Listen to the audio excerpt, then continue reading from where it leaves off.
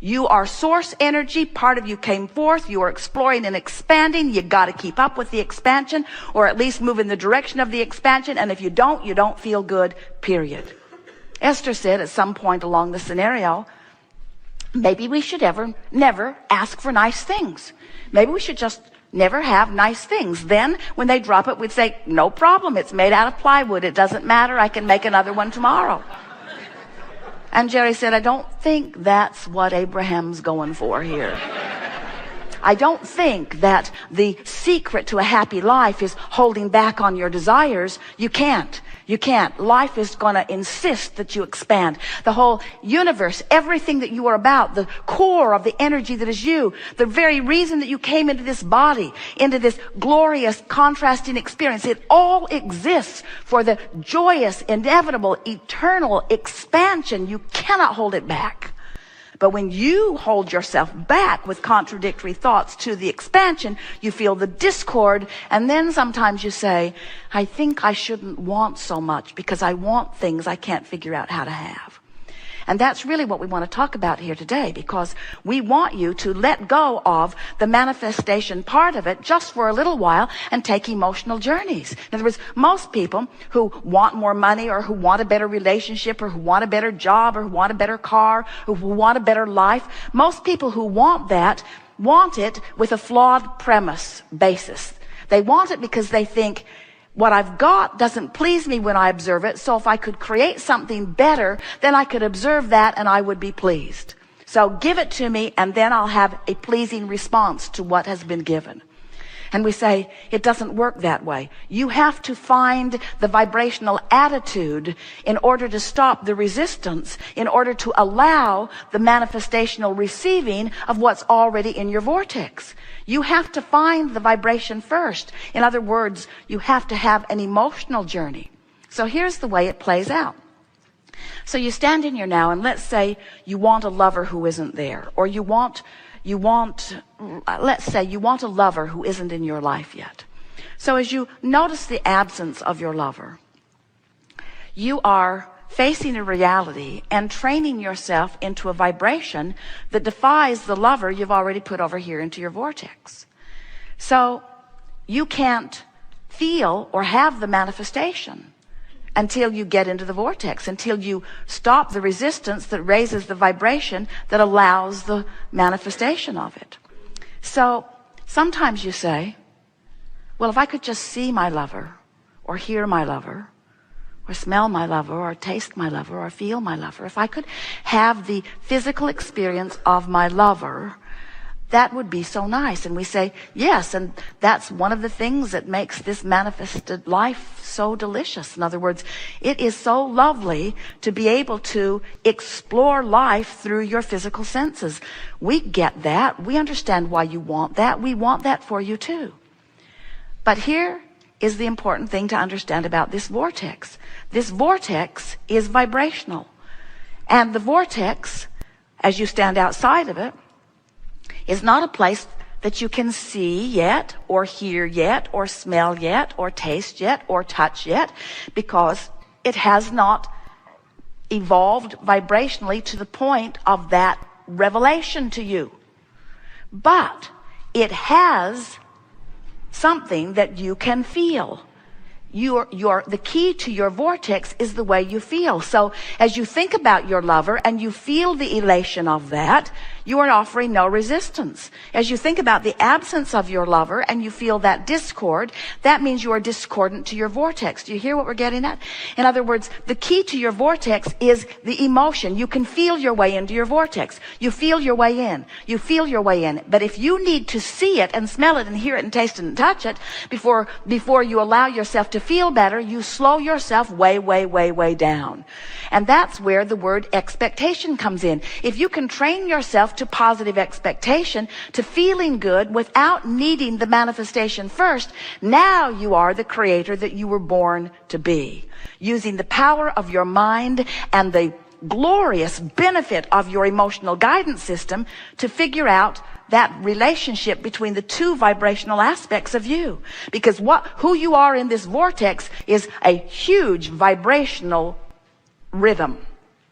And who you are in your physical body is also a vibrational rhythm.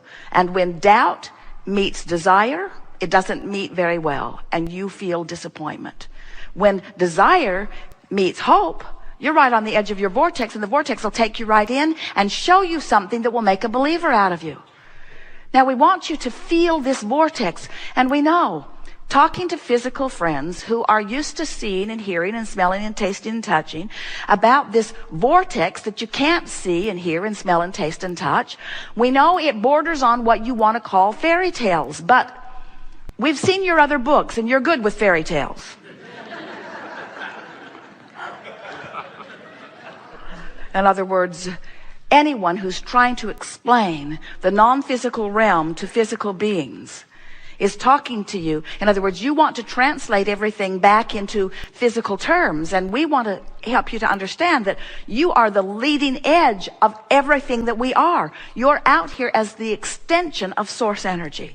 And when you stand here outside the vortex and demand that you see the culmination of what you want before you adjust your vibration, you are asking the impossible, because law of attraction is consistent always. So, today we want to talk with you about anything that is important to you. Nothing is off limits. It is our powerful desire to assist you in understanding this vibrational reality that exists. We have the benefit, as we visit with you, of knowing fully your vortex and of sensing your relationship to it.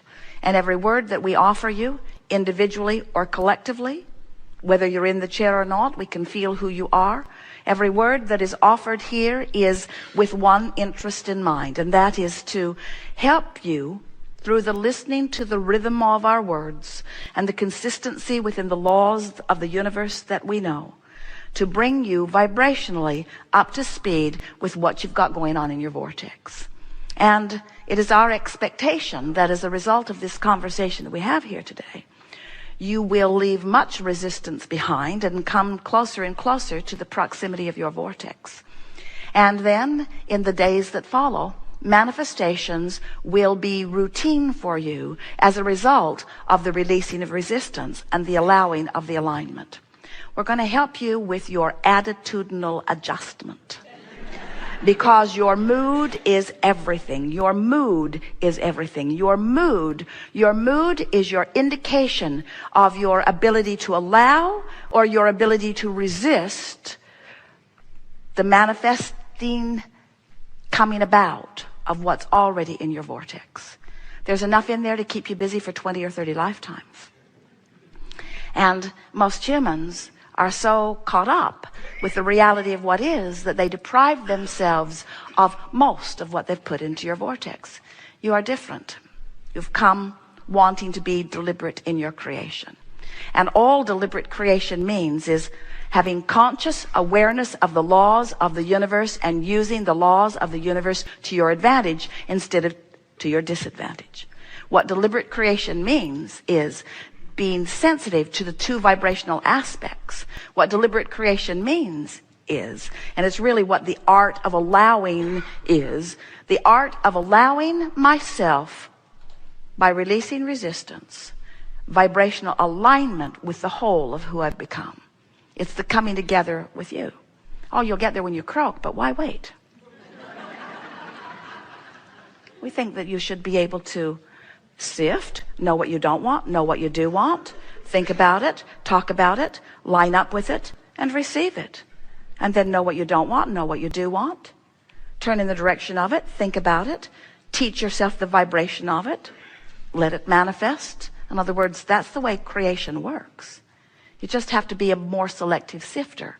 And you want the criteria that you're using in your sifting to be something other than fact or reality. Esther will say, but it happened, but it's real, but it's true. And we say, so what, so what, so what?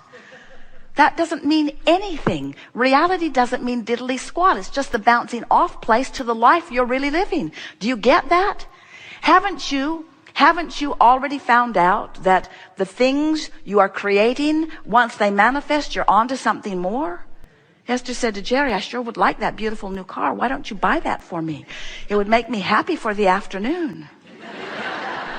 And that's about right, isn't it? Because while you still can enjoy and appreciate, where you really, what gets your juices flowing is the expansion and the alignment, and the expansion and the alignment, and the expansion and the alignment. That's the joy of life. And what trips you up and makes you miserable is the expansion and the not going, and the expansion and the not going, and the expansion and the not going.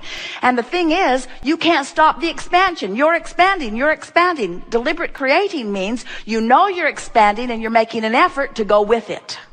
And when you do, life is full and fast and fun and delicious and invigorating. You feel the passion of your being flowing through you because you feel the fullness of who you are focused in you. To see the world through the eyes of Source, to live in this physical body in sync with the energy of who you are, and feel Source flowing through you, having the conversation in the elevator, having the conversation in the restaurant, having the conversation with your children or grandchildren, having a conversation with your lover. When you are in tune with the Source that is you, and you are letting the whole of you be present in this moment, that is deliberate creation, and that is the art of allowing, and that is who you were born to be, and that's what we want to talk about here today.